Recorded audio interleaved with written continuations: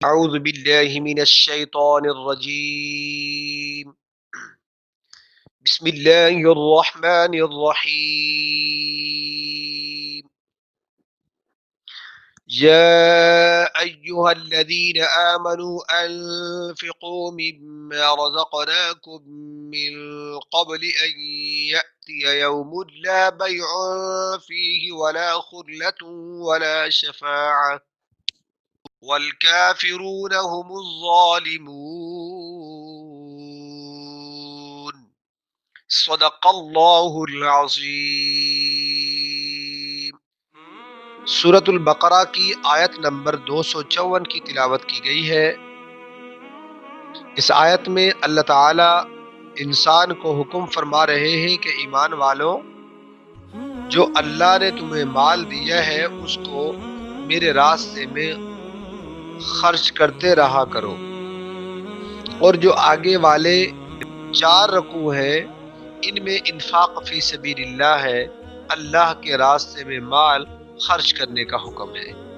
تو آج اس آیت پر اکتفا کریں گے، اس کے بعد آیت الکرسی ہے، انشاءاللہ اس کی وضاحت جو ہے وہ میں نیکسٹ ٹائم کروں گا۔ اب یا ایہا الذین آمنوا، اے ایمان والوں، اللہ تعالیٰ نے اپنے بندوں کو حکم دیا ہے کہ وہ بلائی کی راہ میں، اچھائی میں اپنا مال خرچ کرے تاکہ اللہ کے پاس ان کا ثواب جمع رہے، اور فرماتا ہے کہ اپنی زندگی ہی میں خیرات و صدقات کر لو، قیامت کے دن نہ تو خرید و فروخت ہے اور نہ زمین بھر کر سونا دینے سے جان چھوٹ سکتی ہے، نہ کسی کا نسب، دوستی اور محبت کچھ کام آئے گی۔ جس طرح کہ آپ سمجھے سورۃ اللہ تعالیٰ نے المؤمنون میں فرمایا فَإِذَا نُفِخَ فِي الصُّورِ فَلَا أَنْسَابَ بَيْنَهُمْ يَوْمَئِذٍ وَلَا يَتَسَاءَلُونَ، جب سور پھونکا جائے گا اس سے نہ تو نسب رہے گا، نہ کسی کا کوئی پرسان حال ہوگا، اس دن سفارشیوں کی سفارش بھی کوئی نفع نہیں دے گی، کچھ کام نہیں آئے گی۔ پھر فرمایا کہ کافر ہی ظالم ہے، یعنی پورے اور پکے ظالم وہ ہیں جو کفر کی حالت میں اللہ سے ملیں گے۔ عطا بن دینار رحمہ اللہ فرماتے ہیں یہاں پر شکر ہے کہ اللہ تعالیٰ نے کافروں کو ظالم فرمایا لیکن ظالموں کو کافر نہیں فرمایا، یہ بات ذہن میں رکھیے گا۔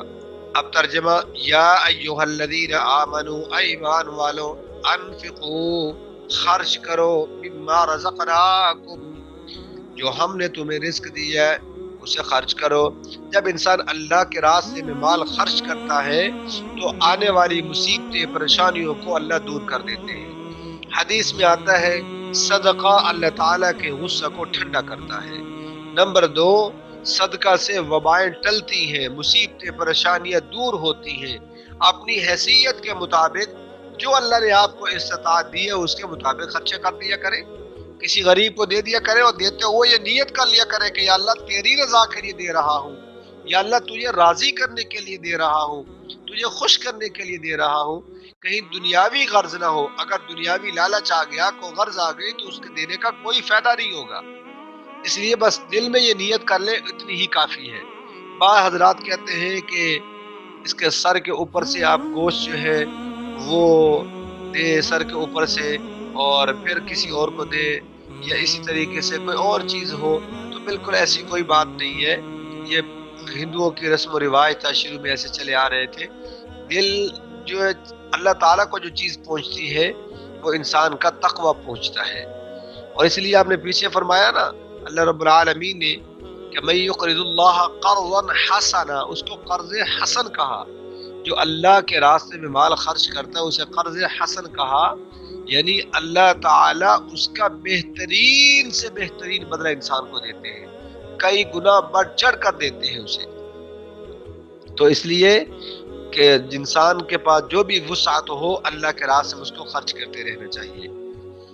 ان یاتیا، جو اللہ نے ہم کو تمہیں رزق دی اس سے خرچ کرو، من قبل ان یاتیا، اس سے پہلے کہ آ جائے وہ دن، لا بیع فیہ، جس دن میں کوئی خرید و فروخت نہیں ہوگی، کوئی تجارت نہیں ہوگی، ولا خلۃ ولا شفاعہ، ولا خلت، نہ کوئی دوستی کام آئے گی، ولا شفاعہ، اور نہ کوئی سفارش کام آئے گی۔ جس کو اللہ اجازت دیں گے اس کی سفارش تو کام آئے گی، اللہ کی اجازت کے بغیر کوئی سفارش کام نہیں آئے گی۔ کوئی دوست یہاں دنیا کے اندر کوئی دوست ہوتا ہے، کوئی مشکل وقت ہے تو اس کے کام آ جاتا ہے، تو یہ دوستیاں، یہ سفارشیں، یہ جہاں کام نہ ہوتا ہو آدمی پیسے دے دیتا ہے، تو یہ تینوں نہ پیسے کام آئیں گے، نہ کوئی دوستی کام آئے گی، نہ کوئی سفارش کام آئے گی، تو کوئی نہیں ہوگا۔ جو اپنے اعمال ہوں گے وہ کام آئیں گے۔ تو اس لیے فرمایا کہ تم اللہ کے راستے میں مال دیتے رہا کرو۔ والکافرون هم الظالمون، اور کافر ہی ظالم ہے۔ یہاں کافروں کو رب العالمین نے ظالم کہا ہے، یعنی ایسے ظالم ہیں کہ کفر کی حالت میں وہ مر گئے، حالانکہ وہ حقیقت کو جانتے ہیں، سمجھتے ہیں، پھر بھی وہ کفر کی حالت میں مرے اپنے ضد اور اناد کی وجہ سے، تو ان کافروں کو ظالم کہا۔ اللہ تعالی ہم سب کو قرآن سمجھنے، قرآن پر عمل کرنے والا بنائے۔ وآخر دعوانا ان الحمد للہ رب العالمین۔